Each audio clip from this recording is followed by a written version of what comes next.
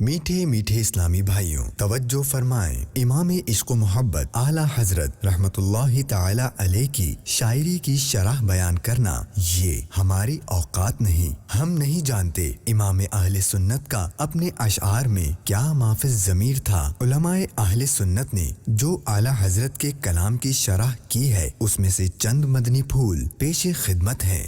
गूंज गूंज उठे हैं नगमाते रज़ा से बोसता, क्यों न हो किस फूल की मिदहत में वामिल क़ार है, क्यों न हो किस फूल की मिदहत में वामिल क़ार है।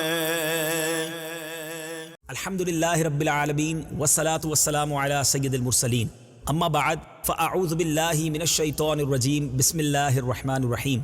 अस्सलातु वस्सलामु अलैका या रसूलल्लाह व अला आलिका व अस्हाबिका या हबीबल्लाह। अस्सलातु वस्सलामु अलैका या नबीयल्लाह व अला आलिका व अस्हाबिका या नूरल्लाह। दिलों को जिला बख्शने वाला, इश्क रसूल में झुमाने वाला, आला हजरत से मोहब्बत बढ़ाने वाला सिलसिला नगमात रज़ा लेकर एक बार फिर हाजिर हुए हैं। क्या बात है नगमात रज़ा की। खुद आला हजरत अपने कलाम में लिखते हैं, गूंज गूंज उठे हैं नगमाते रज़ा से बोस्तां, गूंज गूंज उठे हैं नगमाते रज़ा से बोस्तां, क्यों ना हो किस फूल की मिदहत में वाह मिनकार है। मीठे मीठे इस्लामी भाइयों, आज के सिलसिले में हम कंटिन्यू करेंगे, हम तसलसल के साथ आज ये दूसरा सिलसिला कर रहे हैं, क्योंकि पिछले सिलसिले में हमने कलाम रज़ा का एक शाहकार कलाम सुना था और वो कलाम था, भीनी सुहानी सुबहों में ठंडक जिगर की है, कलियां खिली दिलों की हवा ये किधर की है। आज उसी कलाम के कुछ और अशार भी सुनने हैं और उसकी कुछ तशरी, उसकी कुछ शरह सुनेंगे भी और समझेंगे भी। याद रहे, हम नहीं जानते इमाम इश्क मोहब्बत आला हजरत का अपने अशार में क्या माफी ज़मीर था, क्या उनका इस बारे में मफहूम था, मगर हम उलमाए अहले सुन्नत ने जो शरह कलाम रज़ा लिखी है उससे कुछ बरकतें लेकर आप तक पहुंचाने की कोशिश करेंगे। याद रहे, ये कलाम हम सबको सूए मदीना ले जा रहा है और मदीना मुनव्वरा की बड़ी प्यारी प्यारी बातें बता रहा है। आइए इस कलाम के अब मजीद कुछ अशार सुनते हैं। ये घर ये दर उसका है जो घर दर से पाक है, मुजदा हो बेघरों के सलाह अच्छे घर की है। लफ्ज़े घर को 4 बार इस्तेमाल करना, वैसे तो नात में ये अल्फाज कहाँ इस्तेमाल होते हैं, मगर कमाल देखें आला हज़रत का कि एक बार नहीं 4 बार इस्तेमाल किया और कमाल अंदाज में इस्तेमाल किया। इसका एक माना तो ये बन सकता है कि ये काबा मुशर्रफा की तरफ आला हजरत का तसव्वुर गया कि ये घर ये दर, दर कहते हैं दरवाजे को, यानी काबा मुशर्रफा का दरवाज़ा भी है, तो ये घर ये दर उसका है जो घर दर से पाक है। यानी मेरे अल्लाह का, अल्लाह रब्बुल इज़्ज़त तो घर दर से पाक है ना, लेकिन काबा अल्लाह का घर कहा जाता है, काबे के दरवाजे को अल्लाह की रहमत का और रहमत का दरवाज़ा कहा जाता है, तो ये घर ये दर उसका है जो घर दर से पाक है। लेकिन फिर आगे क्या फरमा रहे हैं कि मुजदा हो बेघरों, यानी खुशखबरी हो ए बेघरों, यानी जो मुसाफिर हैं, जो ज़ायरीन हैं, जो दूर दूर से आए हैं, तुम्हें मुबारक हो, क्योंकि तुम सबको सलाह यानी पुकार, एक ऑफ़र कहाँ की है, अच्छे घर की है। अब इससे मुराद मदीना मुनव्वरा भी हो सकता है कि यहाँ हाज़िरी दे दी, अब मदीना शरीफ जाने की तुम्हें एक खुशखबरी मिल रही है। और दूसरी इसकी एक शरह ये भी बनती है कि तुम्हें मुबारक हो, काबे का तवाफ़ किया, हज किया, बरकतें लूटी, अब तुम्हें जन्नत में एक अच्छे घर की सलाह दी जा रही है, क्योंकि जो हज करता है वो गुनाहों से ऐसा पाक हो जाता है जैसे माँ के पेट से अभी जना हो। लेकिन कमाल मोती की तरह अल्फाज आला हज़रत ने लिखे हैं कि सुनो, ये घर दर यानी ये काबा मुशर्रफा और इसका दरवाज़ा ये उसका है जो घर दर से पाक है। खुशखबरी हो, मुजदा हो बेघरों कि सलाह अच्छे घर की है। तसव्वुर काबा और तसव्वुर रहमत इलाही में डूब कर जरा इस शेर को सुनिए। ये घर ये दर उसका है जो घर दर से पाक है, मुजदा हो बेघरों के सलाह अच्छे घर की है, अच्छे घर की है। ये घर ये दर है उसका जो घर दर से पाक है, ये घर ये दर है उसका जो घर दर से पाक है। मुजदा हो बेघरों के सलाह अच्छे घर की है,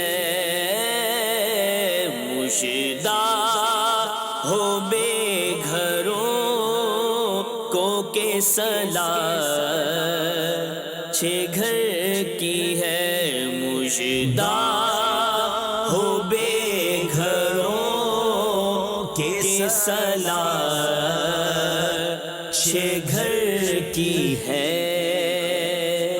اب ایسا لگتا ہے کہ امام عشق و محبت اعلیٰ حضرت گویا تصور میں مدینہ منورہ پہنچ گئے ہیں۔ بہت کعبے کی بات کی، کعبے کی بہت خوبصورت چیزوں کی بات کی۔ اب مکہ مکرمہ کے بعد مدینہ طیبہ کا تذکرہ کس پیارے انداز میں۔ گنبد خضرا میں کون کون مکی ہیں؟ اللہ اللہ اللہ، ذرا غور کیجئے۔ محبوب رب عرش ہے اس سبز قبہ میں، پہلو میں جلوہ گاہ عتیق و عمر کی ہے۔ اے زائرو، پتہ ہے کہاں پہنچے ہو؟ یعنی اس گنبد خضرا کے اندر سرکار دو عالم صلی اللہ تعالیٰ علیہ وسلم جو رب عرش کے محبوب ہیں، جو عرش کا مالک ہے، اس کے محبوب کا مزار پر انوار ہے، اور آپ کے پہلو ہی میں، آپ کے برابر ہی میں کس کا مزار ہے؟ پہلو میں جلوہ گاہ، یعنی جلوہ لٹانے کی جگہ کس کی ہے؟ عتیق و عمر کی ہے۔ عتیق حضرت ابوبکر صدیق رضی اللہ تعالیٰ عنہ کا مبارک لقب ہے، یعنی آزاد کیا ہوا، آزاد، یہ آپ کا لقب عتیق۔ اور عمر، حضرت عمر رضی اللہ تعالیٰ عنہ پیارے آقا علیہ الصلوۃ والسلام کے بڑے قریبی ساتھی میرے آقا کے ساتھ ہی موجود ہیں۔ تو اے زائرین، تم سوچو کہاں پہنچ گئے ہو۔ اب گنبد خضرا کا تصور جما کر ذرا اس شعر کو سمجھیے۔ محبوب رب عرش ہے اس سبز قبہ میں، پہلو میں جلوہ گاہ عتیق و عمر کی ہے۔ محبوب رب عرش ہے اس سبز قبہ میں، محبوب رب عرش ہے اس سبز قبہ میں، پہلو میں جلوہ گاہ عتیق و عمر کی ہے۔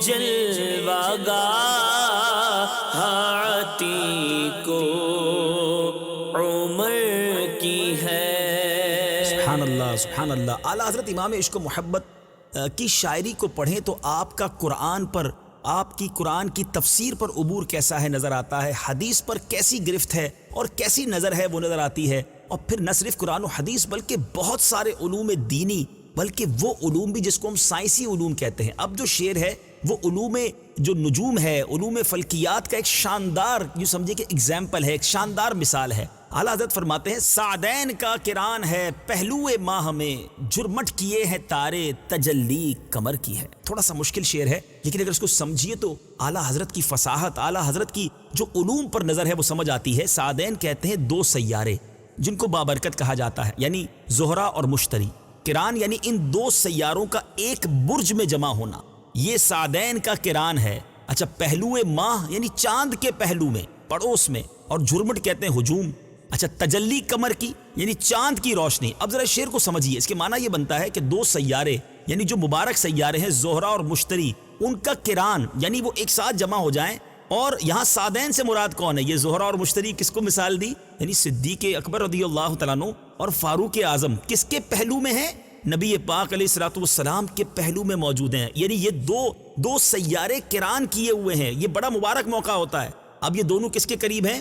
پہلو ماہ میں ہیں۔ اور پھر کیا کہتے ہیں؟ جھرمٹ کیے ہیں تارے۔ میرے آقا کے روضے پر ہر وقت جو ہے وہ فرشتے حاضر ہوتے ہیں، تو فرشتے گویا ستاروں کی مانند ہیں اور انہوں نے تجلی کمر کی ہے۔ میرے آقا چاند کی مانند ان کے درمیان جگمگا رہے ہیں۔ یعنی صدیق اکبر بھی موجود ہیں، عمر فاروق بھی موجود ہیں، فرشتے جھرمٹ کیے ہوئے ہیں۔ دربار مصطفیٰ کی شان کیا ہے ذرا سوچو، اور اس میں مدینے کا چاند جگمگا رہا ہے۔ سبحان اللہ۔ علم نجوم اور علم فلکیات کی ان استعاروں کو، ان ایگزامپلز کو کس انداز میں استعمال کیا، یہ فقط کمال ہے امام عشق و محبت اعلیٰ حضرت کا۔ اب ذرا اس تصور میں شعر کو سنیے۔ سعدین کا کران ہے پہلو ماہ میں، جھرمٹ کیے ہیں تارے تجلی کمر کی ہے۔ سعدین کا کران ہے پہلو ماہ میں، سعدین کا کران ہے پہلو ماہ میں، جھرمٹ کیے ہیں تارے تجلی تجلی قمر کی ہے، جھرمٹ کی یہ ہے تار تجلی قمر کی ہے۔ سبحان اللہ سبحان اللہ۔ اب اعلیٰ حضرت امام اہل سنت کیا شاندار بات بتا رہے ہیں۔ احادیث میں، علماء کرام کی کتابوں میں یہ مفہوم ملتا ہے کہ نبی پاک علیہ الصلوۃ والسلام کا روضہ وہ ہے جہاں 70,000 فرشتے صبح حاضری دیتے ہیں، یعنی عصر تک ان کی حاضری رہتی ہے، پھر عصر کے بعد یہ ڈیوٹی چینج ہوتی ہے، پھر 70,000 فرشتے آتے ہیں۔ اچھا، اب ان کی ڈیوٹی کیا ہے؟ اب ان کی ڈیوٹی یہ ہے کہ نبی پاک کے در پر حاضر ہوں، آپ کی مدح سرائی کریں، آپ پر درود و سلام بھیجیں۔ اور کیا خوبصورت اعلیٰ حضرت نے کہیے کہ لفظ استعمال کیا، بندگی زلف و رخ۔ بندگی کہتے ہیں ڈیوٹی۔ ان کی ڈیوٹی کیا ہے کہ نبی پاک کے چہرہ انور اور مبارک زلفوں کی تعریف بیان کریں۔ یہ تعریف بیان کرنے کی ان کی ڈیوٹی ہے کہ صبح بھی 70,000 آتے ہیں، شام بھی 70,000 آتے ہیں۔ یہ 3-4 اشعار ہیں، اس کے معنی میں ایک ساتھ بیان کر دیتا ہوں، اور پھر ان تینوں چاروں اشعار کو ایک ساتھ آپ جب سنیں گے تو لطف دوبالا ہو جائے گا۔ اعلیٰ حضرت کہتے ہیں جو 70,000 صبح ہیں، 70,000 شام، یوں بندگی زلف و رخ آٹھوں پہر کی ہے۔ یعنی ان کی ڈیوٹی جو ڈبل 12 گھنٹے کی ہے، اس طرح ان کی ڈیوٹی پوری ہوتی ہے کہ 70,000 صبح آتے ہیں، 70,000 شام آتے ہیں۔ پھر فرماتے ہیں جو ایک بار آئے دوبارہ نہ آئیں گے، رخصت ہی بارگاہ سے بس اس قدر کی ہے۔ کیونکہ جو ایک بار آ جاتا ہے زندگی میں، دوبارہ اس کو حاضری نہیں ملتی، اس کو اتنی ہی حاضری کی اجازت ہے، اتنی ہی رخصت ہے اس کے پاس۔ اچھا، پھر اس کی وجہ بیان کرتے ہیں کہ ایک ہی بار کیوں حاضری ملتی ہے۔ فرماتے ہیں اچھا ان کی کیفیت کیا ہوتی ہے، کیونکہ دوبارہ حاضری کیوں نہیں ہوتی؟ تڑپا کرے بدل کے پھر آنا کہاں نصیب، بے حکم کب مجال پرندے کو پر کی ہے۔ ارے یہ وہ در ہے جہاں پرندہ بھی بغیر اجازت کے اپنا پر نہیں مار سکتا، وہ تڑپتے رہتے ہیں کہ پھر کب آئیں گے، مگر ایک ہی بار حاضری ملتی ہے۔ اور اس کی وجہ بتاتے ہیں اعلیٰ حضرت کہ یہ بدلیاں نہ ہوں تو کروڑوں کی آس جائے۔ اللہ رب العزت کے فرشتے اتنے ہیں، ٹرائی ٹو امیجن، سمجھنے کی کوشش کیجیے اللہ کے فرشتے کتنے ہیں۔ کبھی کیلکولیٹر لے کر بیٹھیے گا کہ اگر 70,000 صبح حاضری دیں، 70,000 شام حاضری دیں، تو ایک دن میں کتنے فرشتوں کی حاضری ہو گئی؟ 1,40,000 فرشتے۔ اب پیارے آقا علیہ الصلوۃ والسلام کو دنیا سے پردہ فرمائے ہوئے کم و بیش 1450 سال ہو چکے ہیں، تو ایک دن میں اگر 1,40,000 فرشتے ہیں تو ایک مہینے میں کتنے فرشتوں نے حاضری دی؟ ایک سال میں کتنے فرشتوں نے حاضری دی؟ 1400 سال میں کتنے فرشتوں نے حاضری دی؟ آپ کا کیلکولیٹر، آپ کا کمپیوٹر سب جواب دے جائے گا۔ اور ابھی تو یہ سلسلہ قیامت تک جاری رہے گا۔ تو یہ جو بدلیاں کیوں ہوتی ہیں، کیوں ایک بار حاضری ہے، اس کی وجہ یہ بیان کرتے ہیں اعلیٰ حضرت، اللہ کے فرشتے اتنے ہیں کہ سب کو حاضری دینی ہے، اور نبی پاک کا در تو کسی کو مایوس نہیں کرتا نا۔ تو یہ بدلیاں نہ ہوں تو کروڑوں کی آس جائے، کروڑوں رہ جاتے اگر یہ بدلیاں نہ ہوتی۔ اور یہ بارگاہ مرحمت عام تر کی ہے۔ ارے یہ بارگاہ تو وہ ہے جو سب کے لیے مرحمت کرتی ہے، سب کے لیے رحمت والی سرکار ہے، تو سارے فرشتے حاضری دے دیں، اس لیے یہ نظام بنایا گیا۔ اب سنیے، اب اگلا جو شعر ہے وہ ایمان تازہ کر دیتا ہے کہ معصوم، فرشتے معصوم ہیں، فرشتے گناہ نہیں کرتے۔ یہاں ایک شرعی مسئلہ بھی سمجھ لیں کہ معصوم جو ہے یا تو فرشتوں کو کہا جا سکتا ہے یا انبیاء کو۔ ہم جو کہتے ہیں بچہ بڑا معصوم ہے، یہ بندہ بڑا معصوم ہے، تو معصوم فرشتے ہیں مگر زندگی میں ایک بار باری مل رہی ہے۔ معصوموں کو تو عمر میں صرف ایک بار بار، مگر اے گناہ گاروں تم عاصی بھی ہو، تم گناہ بھی کرتے ہو، مگر تم کو صلاح کتنی پیاری ہے، تم کو آفر کتنی اچھی ہے کہ ایک لمحہ کے لیے، 6 گھنٹے یا 12 گھنٹے کے لیے نہیں، بلکہ آقا کے در پر آؤ اور عمر بھر رہ جاؤ، وہاں سے پھر بھی تمہیں نہیں نکالا جاتا۔ نبی پاک کی طرف سے جو آفر ہے کہ آسی پڑے رہیں تو صلاح عمر بھر کی ہے۔ اب ان تمام اشعار کو اس تصور میں ذرا سنیے، میں ایک بار نثر میں پڑھتا ہوں اور پھر انشاءاللہ نعت خواں اسلامی بھائی اس کو طرز میں پڑھیں گے۔ اللہ کریم مجھے اور آپ کو مدینہ پاک کا شوق بھی عطا فرمائے اور اس دربار کا ادب بھی نصیب فرمائے۔ 70,000 صبح ہیں، 70,000 شام، یوں بندگی زلف و رخ آٹھوں پہر کی ہے۔ جو ایک بار آئے دوبارہ نہ آئیں گے، رخصت ہی بارگاہ سے بس اس قدر کی ہے۔ تڑپا کریں بدل کے پھر آنا کہاں نصیب، بے حکم کب مجال پرندے کو پر کی ہے۔ یہ بدلیاں نہ ہوں تو کروڑوں کی آس جائے، اور بارگاہ مرحمت عام تر کی ہے۔ معصوموں کو تو عمر میں صرف ایک بار بار، آسی پڑے رہیں تو صلاح عمر بھر کی ہے۔ 70,000 صبح ہے، 70,000 شام، 70,000 صبح ہے، 70,000 شام، یوں بندگی زلف و رخاٹھو پہر کی ہے،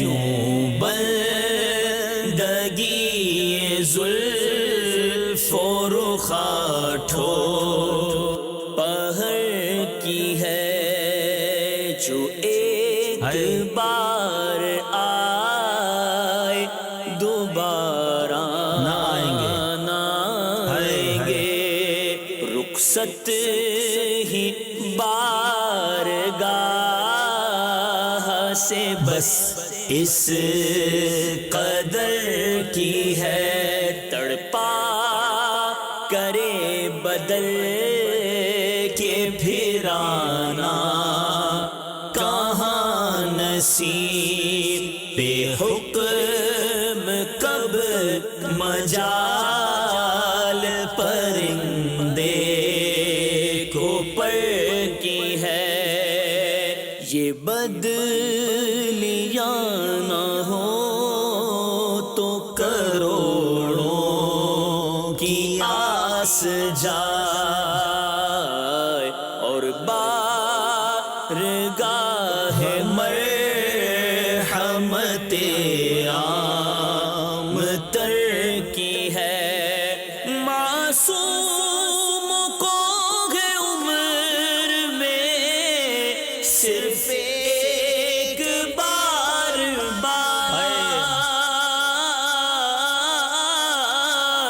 معصوموں کو ہے عمر میں صرف ایک بار